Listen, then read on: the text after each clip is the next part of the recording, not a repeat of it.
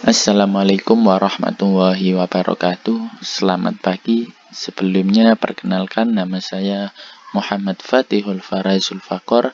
NIM saya 200512141002. Saya dari kelas Sistem Informasi 2020B. Di sini di video kali ini saya akan membahas tentang model infrastruktur jaringan. Sebelum kita membahas lebih jauh, kita akan mengetahui dulu infrastruktur jaringan itu apa. Infrastruktur jaringan merupakan sebuah kumpulan sistem komputer yang saling berhubungan, dihubungkan oleh berbagai macam bagian dari sebuah arsitektur telekomunikasi. Secara khusus, infrastruktur ini mengacu pada organisasi dan berbagai bagian konfigurasi dari jaringan komputer individu sampai pada router, kabel, wireless access point, switch, backbone, network protocol, dan network access methodologies.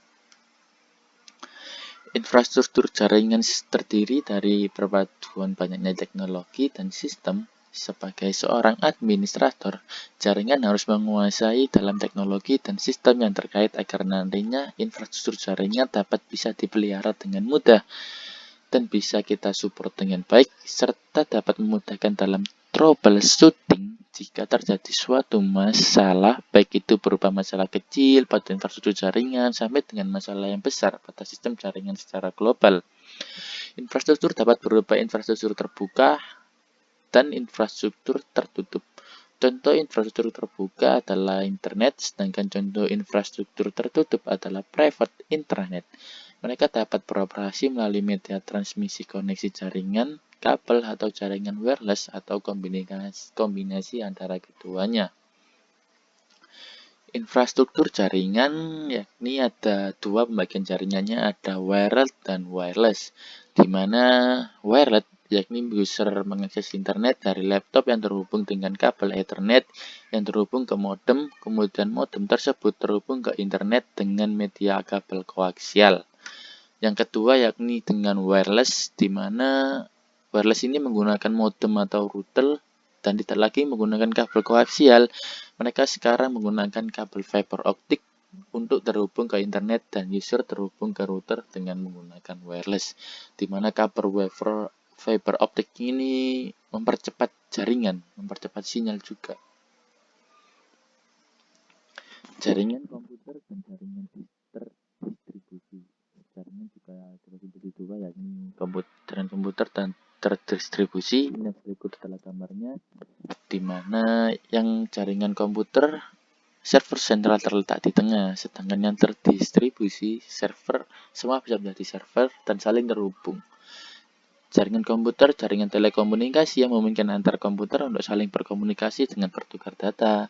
Jaringan terdistribusi merupakan perpaduan dari beberapa jaringan terpusat, yaitu terdiri dari beberapa komputer server yang saling berhubungan dengan klien sehingga membentuk sistem jaringan tertentu.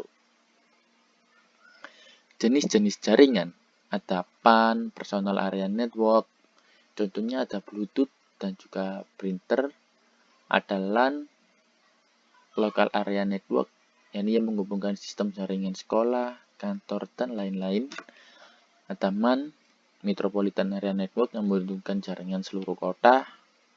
Sedangkan WAN, Wide Area Network, contohnya yakni jaringan yang telah mendunia, yakni menghubungkan antara negara lain dengan negara yang lainnya. Ini adalah contoh jaringan dari PAN, LAN, MAN, dan WAN. Di situ ada PAN, di situ ada punya satu server yang terhubung kemana-mana, ada handphone, headset, ke laptop, mouse, printer. Sedangkan yang LAN, local area, dihubungkan dengan router dan tersambung ke komputer, PC, data dari perusahaan atau laptop. Sedangkan MAN ini ke seluruh kota yang menghubungkan antara gedung-gedung perusahaan ke perusahaan yang lain. Sedangkan WAN yakni dunia, World Access Network, yang menghubungkan seluruh dunia melalui satelit sebagai servernya. Kita akan mengenali istilah topologi jaringan. Berikut yang saya dapat terdapat 8 topologi. Yang pertama ada topologi ring, topologi bus, topologi mesh, topologi star, topologi tree, topologi peer-to-peer, topologi linear, dan topologi hybrid. Berikut kita akan bahas satu persatu. Di sini kita akan bahas 4 terlebih dahulu, ada topologi ring, topologi bus, topologi mesh, dan juga topologi star. Di mana topologi ring ini mempunyai biaya instalasi murah, mempunyai kelebihan biaya instalasi murah, koneksi yang cukup, sedangkan kekurangan dari topologi ring itu sendiri rentan terjadi tabrakan data. Troubleshooting jaringan ini pun terbilang sangat rumit.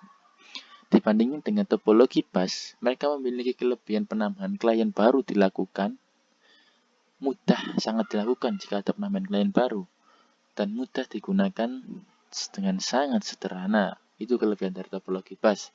Sedangkan kekurangannya yakni sering terjadi tabrakan arus data, proses pengiriman dan penerimaan data yang kurang efisien. Berikut juga gambar dari topologi bus dan topologi ring. Selanjutnya kita akan membahas tentang topologi mesh. Topologi mesh ini juga memiliki kelebihan, di mana kelebihannya bandwidth limit cukup besar dan security data pada topologi ini sangat baik. Itu pun juga diimbangi dengan kekurangannya. Kekurangannya pun kabel yang dibutuhkan juga lumayan banyak dan instalasi sangatlah rumit, di mana mereka saling menghubungkan komputer satu dengan komputer yang lain. Sedangkan topologi star ini kelebihannya sangat baik dan visible.